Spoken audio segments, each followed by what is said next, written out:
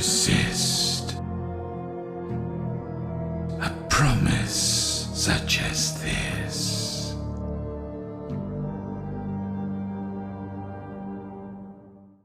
Hello everyone, Arkham here, and as of recording this, after a long and anticipated wait, Dead by Daylight's most anticipated licensed chapter has finally arrived to the 9.0 PTB. That of course being the Five Nights at Freddy's chapter, with the new map Freddy Fazbear's Pizza, and of course, our new killer, Springtrap, aka the Animatronic. Words can't really describe the feeling that I had when we first received the news about an entire year ago already, when they announced on Twitter that FNAF was coming to DVD. I remember being in a Discord call with my friends and waiting around for the announcement to happen, and when it did, it went a little something like this. Yes! Yes, dude! Yes! Yeah. But in all seriousness, I don't think I've been as excited for a chapter release as this. I only started playing Dead by Daylight right around the time the Alien chapter released, and ever since 2023, my life has been completely taken over by this game. But even as a newish player in the community, I, as well as so many people, have always wondered the same thing at some point when it comes to DVD. What if FNAF was in Dead by Daylight? And now, here we are, with the new chapter releasing on June 17th. So before everyone is finally able to get their hands on this chapter across all platforms, let's talk about literally every single Easter egg, reference, and detail that I and the community have found within this chapter. As always, I hope you enjoy.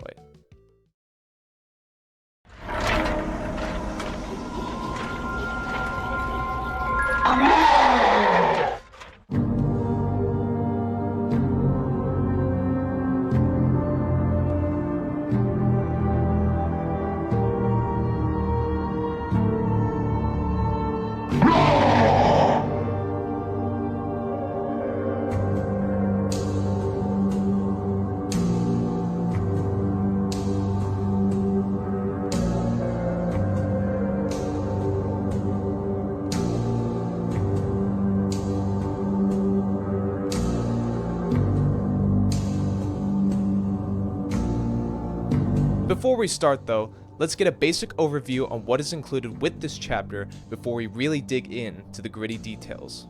As I said before, we have a new map and a killer coming with this chapter, Freddy Fazbear's Pizza and Springtrap, who has been titled the Animatronic.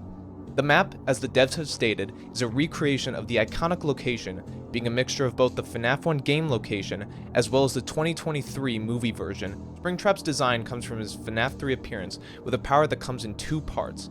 First, he has a throwable fire axe similar to Huntress's hatchets, which can be used to injure and down survivors, or can be used as an information tool in the environment that gives an area of effect bubble that gives off killer instinct when survivors walk through it. If the axe is lodged within a survivor's back and Springtrap gets close enough, they have the prompt to grab the axe, in which a jump scare animation will play and the survivor will be instantly picked up. The second part is that there are 7 security doors scattered next to generators, which both the killers and survivors can use to teleport in between. Survivors have the ability to use security cameras that are located on top of the doors in order to click through the different doors that they want to go to and teleport to them. Or if they find the killer within the cameras and they stare at them long enough, they get a short aura reading for everyone in the team. Springtrap is able to move through the security cameras in between a security office, and if both the killer and the survivor are using the doors at the same time, then Springtrap will catch them moving through in the office. It's a really short explanation of his power, but even with that brief little tidbit, I hope you could see that they've made Springtraps just feel really innovated. Honestly, he feels really good to play as. Both the map is a wonderful recreation of, both the iconic location and just its own DBD insane twist on it. It's honestly, it feels so refreshing to play as an experience.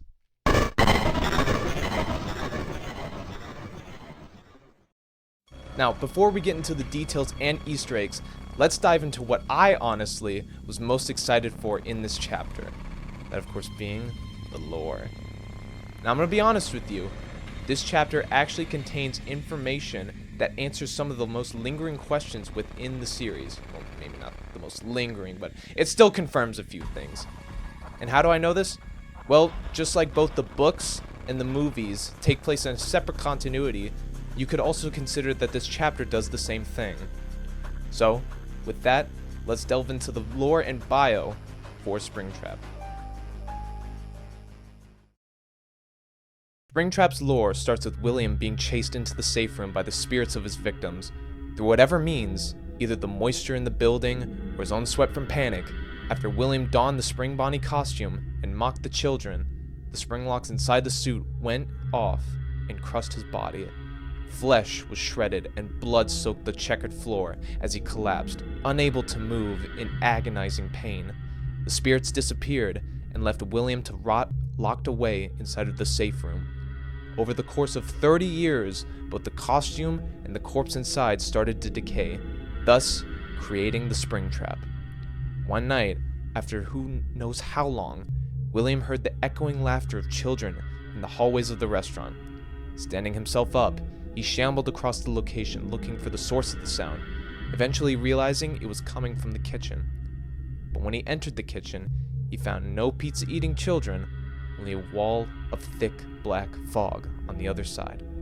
As William investigated, he looked deeper into the fog and noticed shapes moving within. Victims, he thought to himself.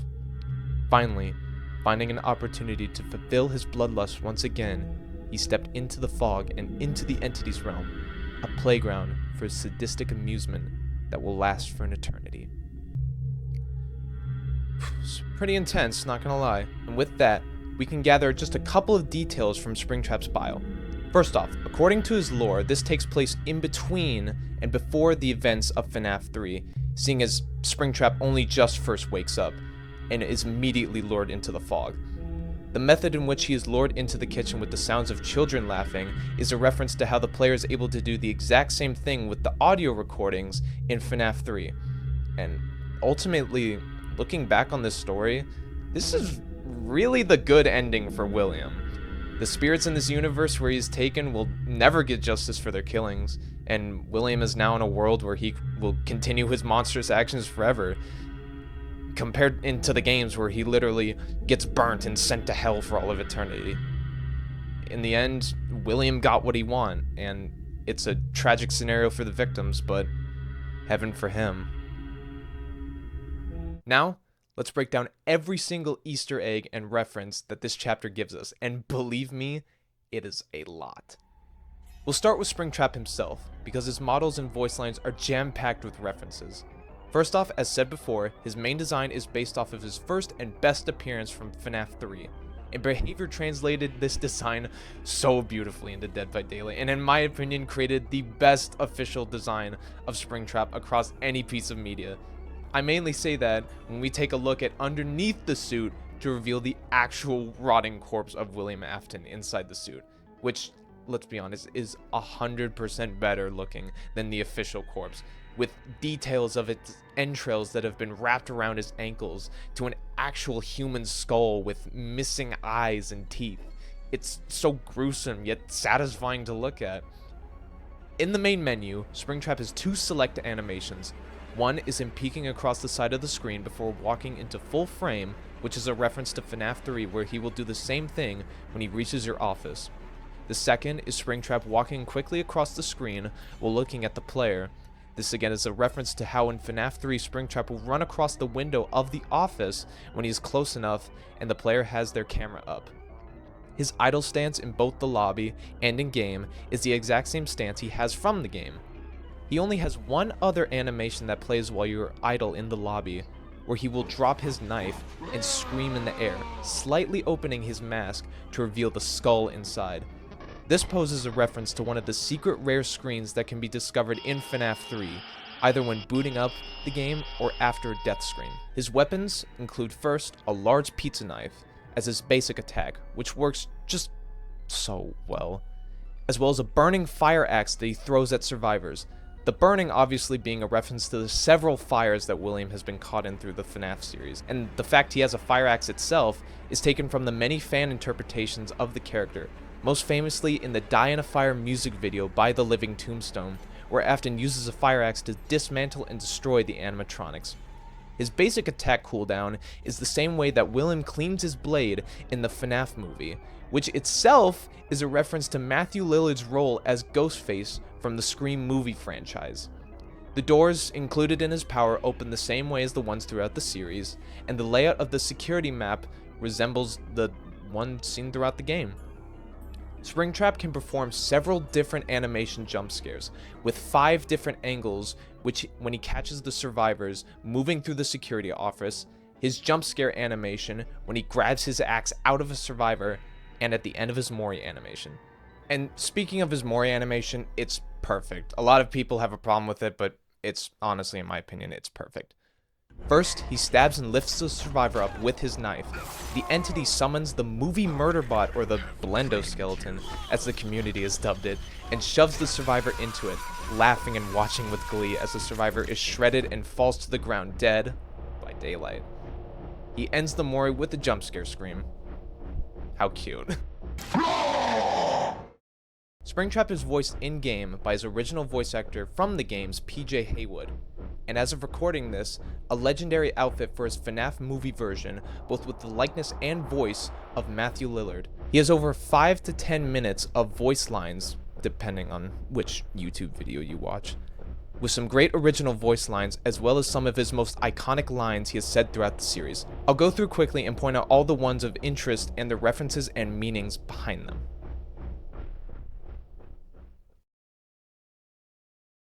I always come back.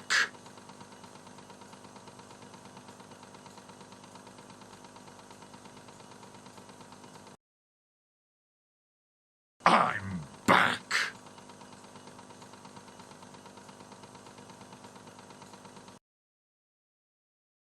I am here to claim what is left of you.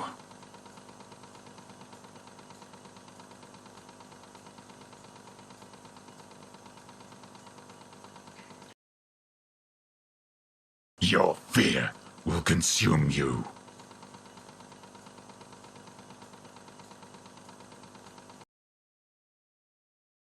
You will fear me.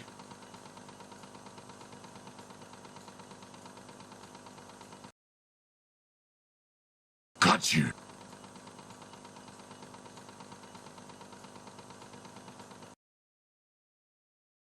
I will make you suffer. Suffer like so many of the others.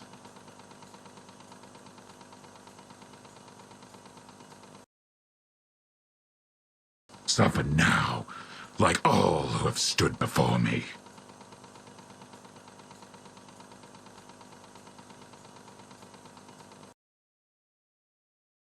It is not your flesh that sustains me. It is your fear.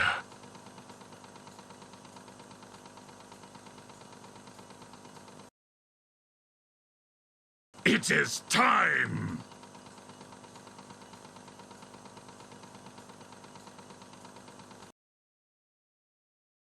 Your time is up.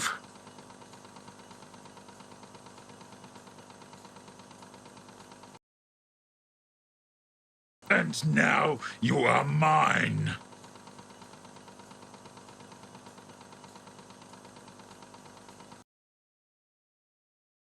Let's pull you apart.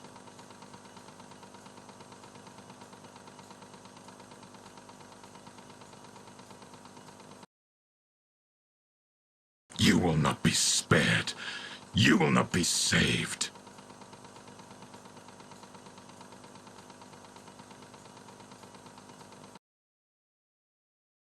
Play with fire, and you'll get burned.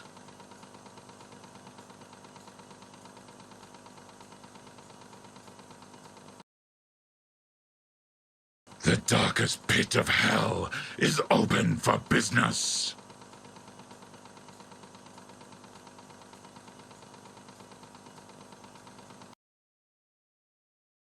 It's me.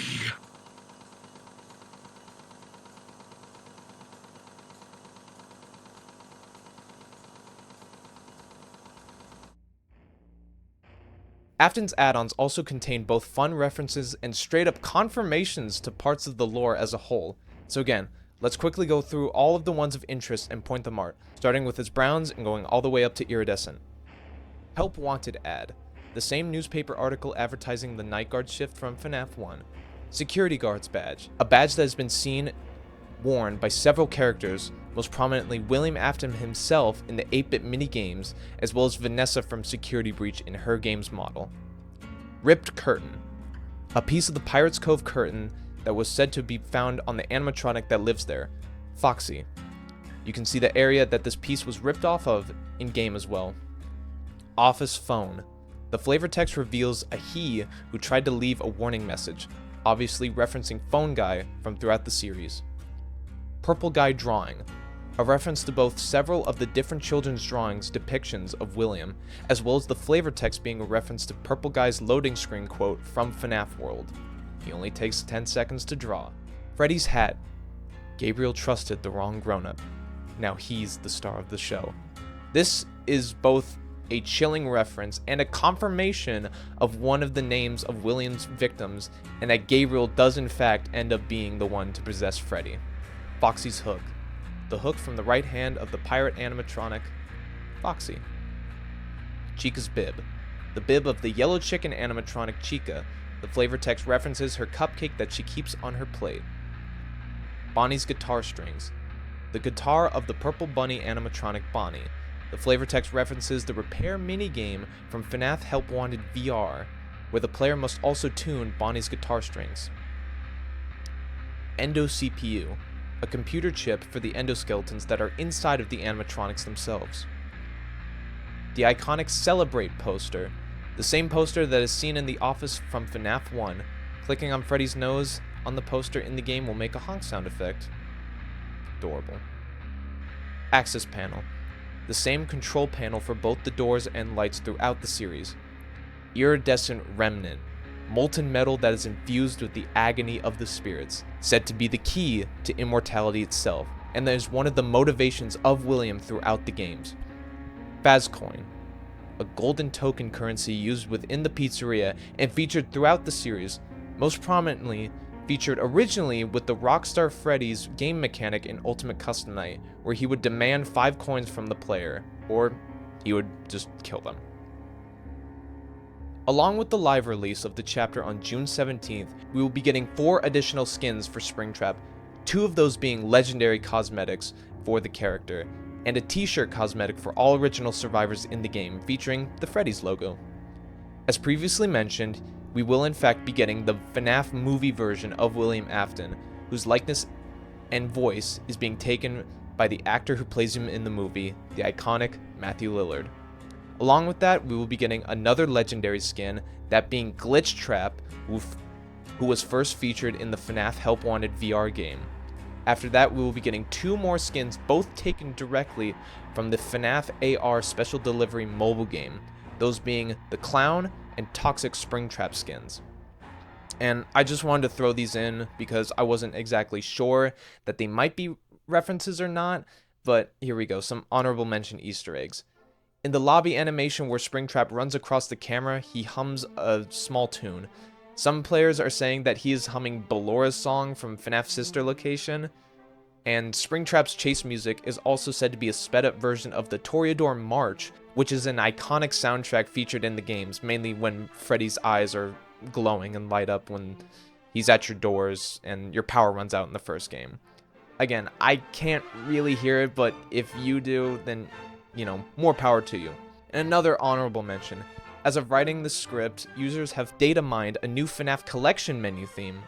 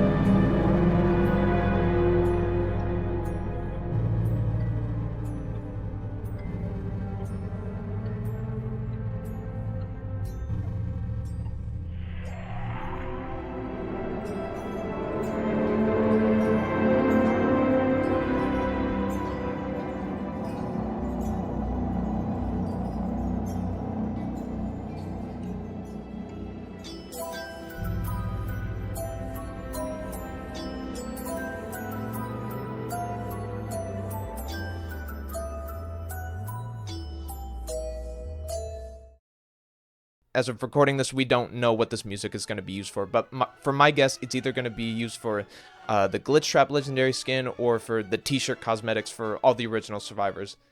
At around 19 seconds into the track, users have pointed out how you can hear the same text-to-speech voice that spells out "Save Them" in the FNAF 2 minigames. So, again, whether you want to consider these actual Easter eggs or not, that's, you know, more power to you, but in my opinion, I don't really necessarily hear them, except for the "Save Them" part. I honestly do. I hear that. I think that's true.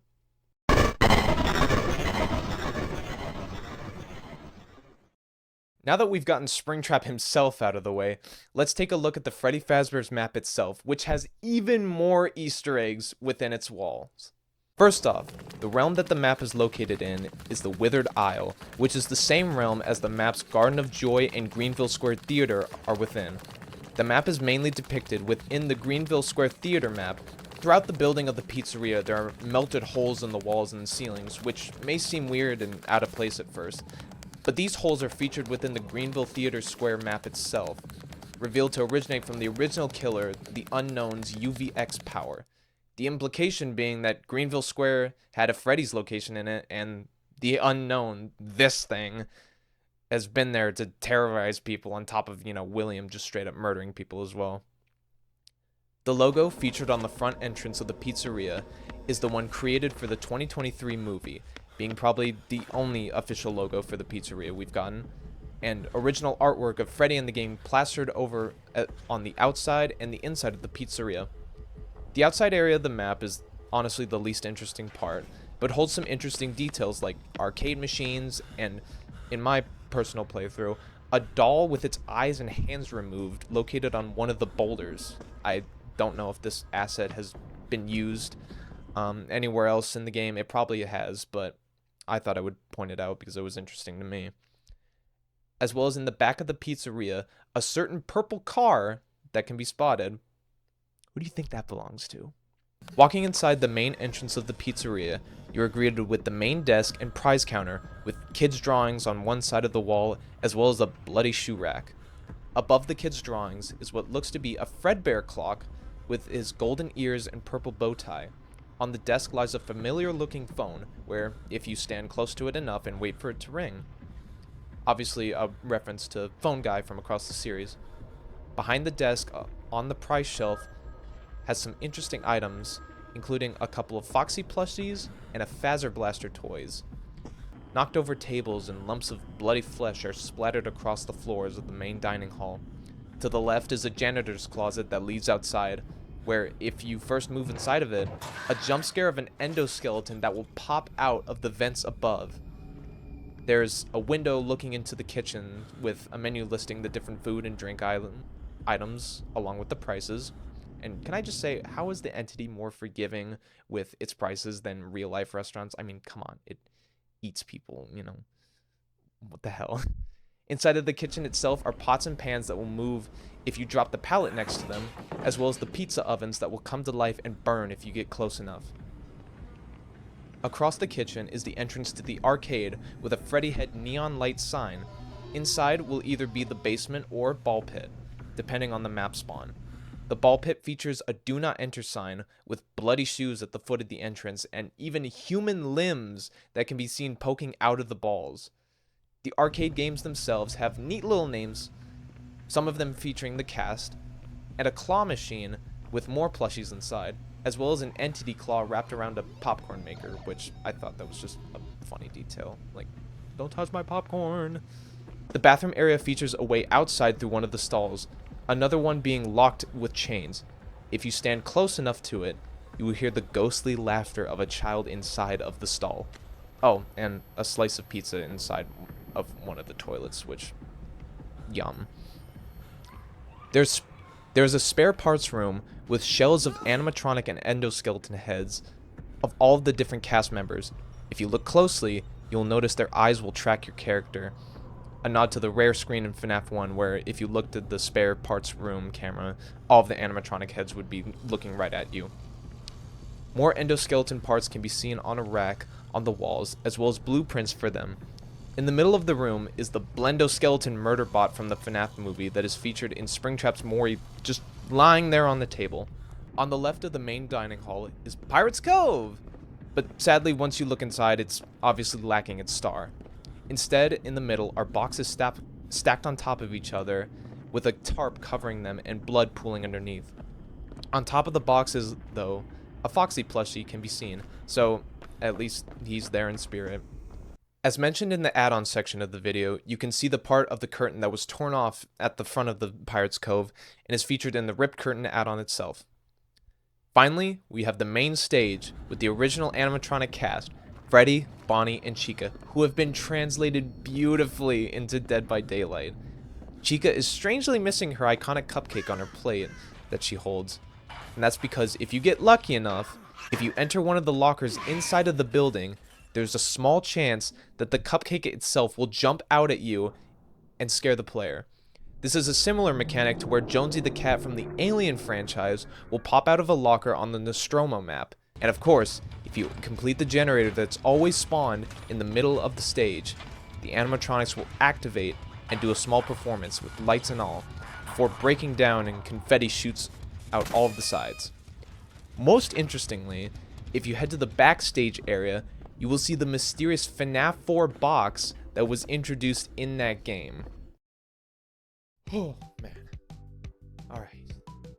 And with that, friends, to my knowledge, is literally every single Easter egg and detail that is featured within the Five Nights at Freddy's Dead by Daylight chapter. And I've got to be honest, I can't be even more excited that this is actually happening. I'm going to main Springtrap when he comes out. First Springtrap P100 will be gotten by this guy right here. No, he won't. But tell me, what do you guys think? Have you played the BTB? Do you like it? Was there anything that I missed in this video? I absolutely guarantee that there is. But let me know down in the comments what you think. The full chapter drops on June 17th, and hopefully on top of all of that, we will get new content, hopefully more skins and more Easter eggs and stuff. So thank you guys all for watching, and if you stuck around this long, then I will see you guys in the fog. Thank you for watching.